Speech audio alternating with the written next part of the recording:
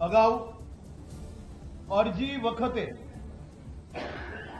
વર વધુના દસ્તાવેજો લેવામાં આવતા હતા. દસ્તાવેજો અપૂરતા હતા અને વર વધુની હાજરી વિના લગ્ન નોંધાઈ જતા હતા.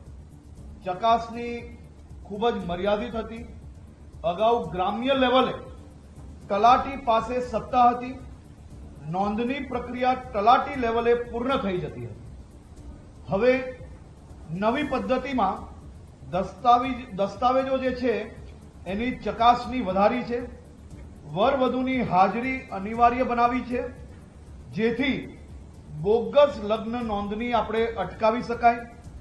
રજીસ્ટ્રેશન પ્રક્રિયાની મંજૂરીની સત્તાઓ તલાટી ઉપરી અધિકારીની તાલુકા કક્ષાએ આપવામાં આવ્યા છે.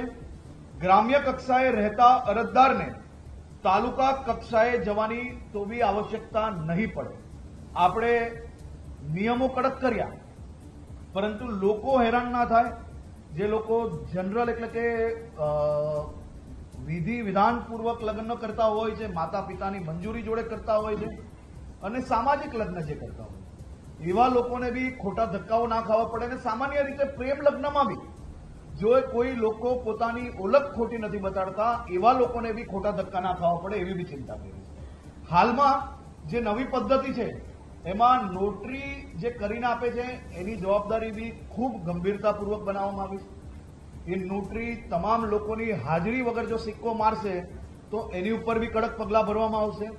એના પછી જે અરજી હાલમાં જે તલાટી પરમિશન આપતા હતા, લગ્ન રજીસ્ટ્રેશન કરતા હતા, એની બદલે તલાટી હવે અરજીને સ્વીકારશે, તમામ મુદ્દાઓ ચેક કરશે અને ઉપરી જે અધિકારીઓ આપણે અલગ અલગ જગ્યા પર જે જવાબદારી આપી છે તેને એ તમામ ફાઇલ એ ઉપર મોકલવાની રહેશે અને ઉપરી અધિકારી દ્વારા એ લગ્ન રજીસ્ટ્રેશન કરવામાં આવશે. આની અંદર માતા પિતાનું આધાર કાર્ડ બી લઈએ છે, માતા પિતાના ટેલિફોન નંબર, એડ્રેસ બી આની અંદર લેવામાં આવે છે, જેથી લગ્ન નોંધણી જ્યારે કરવામાં આવે એટલે કે જ્યારે અરજી આપે છે લગ્ન નોંધણી માટેની, તે જ દિવસે લગ્ન નોંધણી કરનાર દીકરીના માતા પિતાને આ સંપૂર્ણ ડિટેલ એમના ઘરે મોકલી લેવામાં આવશે. એ માતા પિતાને ધ્યાનમાં હોય તો કોઈ વાંધો નથી. એ માતા પિતાને ધ્યાનમાં ના હોય તો એમની ફરજ છે કે એમના દીકરીને સમજણપૂર્વક જો કોઈ બી જગ્યા પરથી માતા પિતા દીકરીને હેરાન કરશે તો એ બી નહીં ચલાવવામાં આવશે.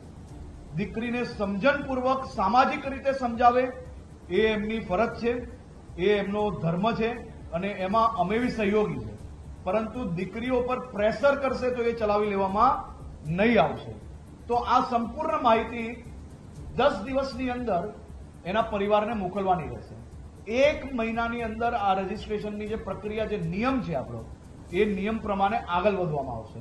તે પહેલા માતા પિતા પોતાના દીકરા દીકરી જોડે સંકલન કરીને આ બાબતે કોઈ બી ગંભીરતાપૂર્વક જો કોઈ વાંધો હોય, એ કંઈ ચેક કરવું હોય દીકરાનું કે એની ઓળખ સાચી છે ખોટી છે, તો એ સંપૂર્ણ સમય એ માતા પિતાને મળી રહેશે અને કોઈ બી લેભાગુ લોકોને સીધો રસ્તો નહીં મળે. ખાસ કરીને